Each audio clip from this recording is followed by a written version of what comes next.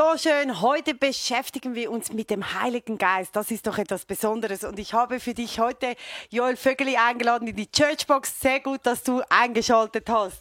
Hello! Hallo Sarah. So es ist schön. Pfingsten! Pfingsten, jedes Jahr. Tauben, Heiliger Geist, Feuer und so weiter. Ja, genau. Das ist ja, der Heilige Geist ist ein gutes Thema zum Besprechen. Ich finde das super und ich freue mich jedes Jahr, wenn wir Pfingsten feiern, dann machen wir ein riesen Happening nochmal draus, obwohl es gleich nach unserer Conference ist, aber wir wissen, den Heiligen Geist in unserem Leben wieder dem Gewicht zu geben, das ist wichtig. Das ist wichtig. Oder? Ja. Und jetzt habt ihr mega viel, oder wir haben viel vorbereitet heute. Ja.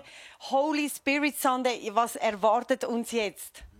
Wir haben 3 Celebrations auf Hochdeutsch, also 9:30 Uhr, 11:30 Uhr und 19 Uhr. Es sind immer unterschiedliche Celebrations. Immer geht es darum, dem Heiligen Geist mehr Raum zu machen. Und dann haben wir noch Angebote, viele Angebote nebenbei. Wenn du hier vor Ort bist, heute in der Halle, kannst du über die App schauen. Dann gibt es da Möglichkeiten, dich anzumelden für Word for You, eine Prophetie zu empfangen, gleich nach der Celebration. Unser Team ist ready.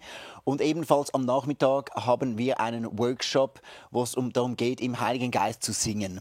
Und da kannst du teilnehmen, gerne mit dabei sein. Das finde ich super. Ja. Also mega viele Möglichkeiten.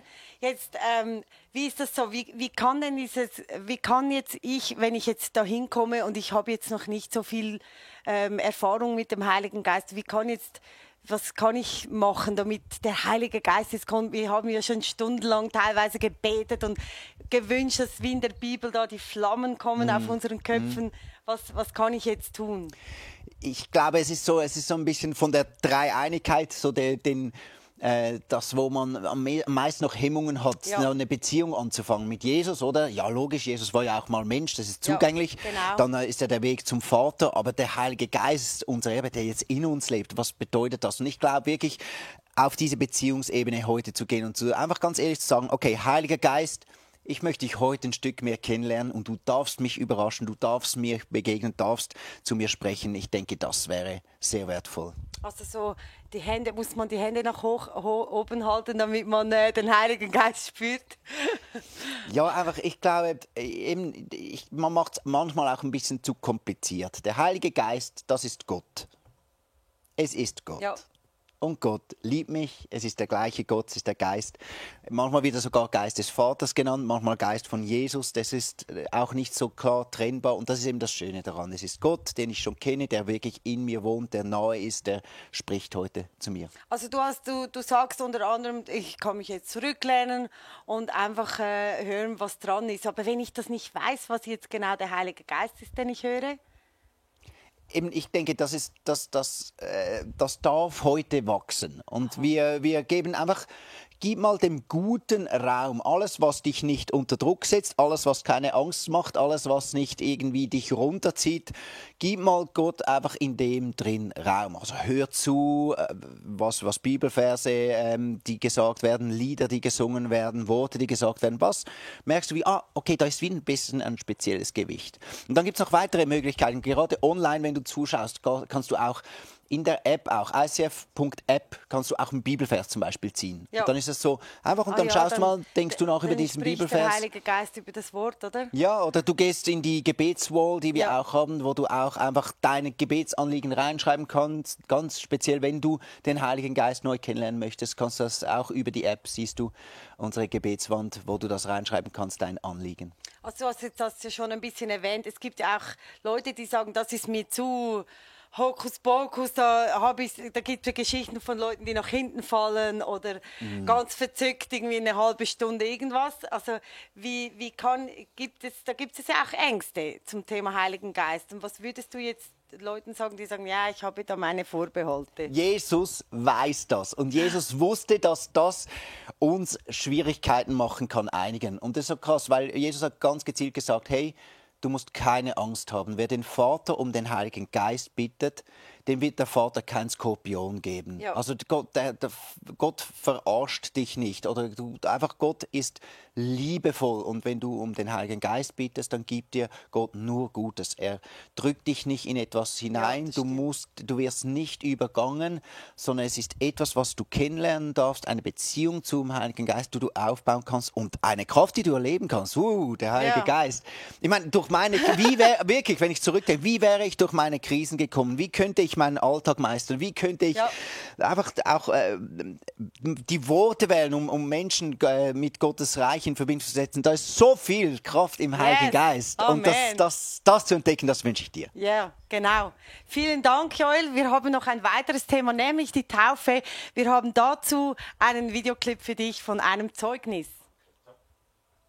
François, hey, sehr schön. Danke dir vielmals, dass wir uns hier unterhalten können über deine Taufe. Ich freue mich von dir zu hören. Aber bevor wir so voll loslegen, du trägst ein Tauf-T-Shirt. Mega schön. Hey, erzähl uns aber zuerst, hey, wie bist du ins ICF gekommen?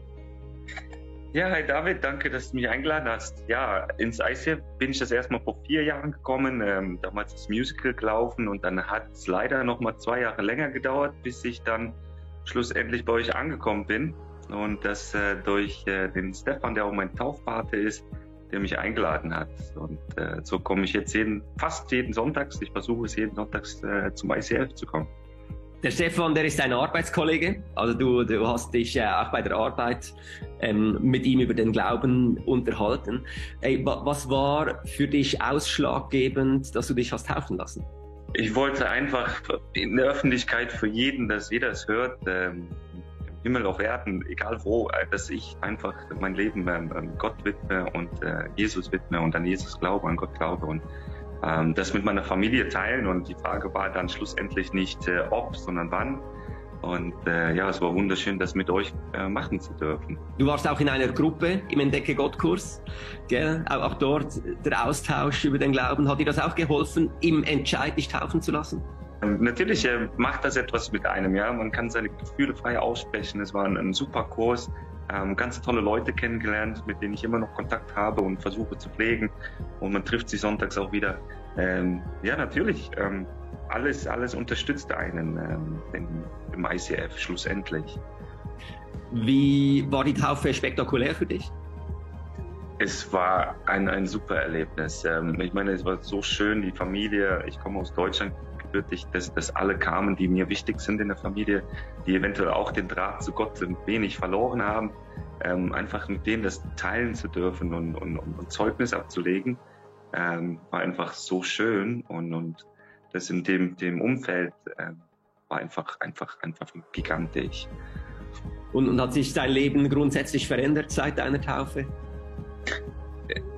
Es hat sich mit jedem Tag verändert sich mein Leben. Immer ein Stück.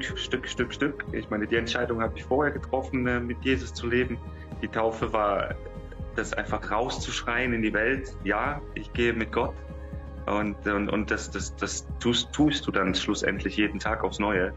Und es ist einfach wundervoll, wie dein Leben sich tagtäglich verändert. In jedem Aspekt, wenn du es zulässt. Yes, rauszuschreien, ich gehe jetzt mit Gott, was für ein schönes Statement. Und ich ermutige dich dazu, wenn du dich taufen lassen möchtest, dann melde dich doch an. Wir haben Get Free, das du zuerst machen kannst und dann die Taufe. Ich lege das einfach ans Herz. Wenn du das noch nicht getan hast, dann mach das. Ich glaube, das ist so kraftvoll, wenn das Alte stirbt und Neues entstehen kann, weil es heißt, wo der Geist Gottes ist, da ist wirklich Freiheit. Und mit diesen Worten verabschiede ich mich von der Church Box. Schön warst du dabei.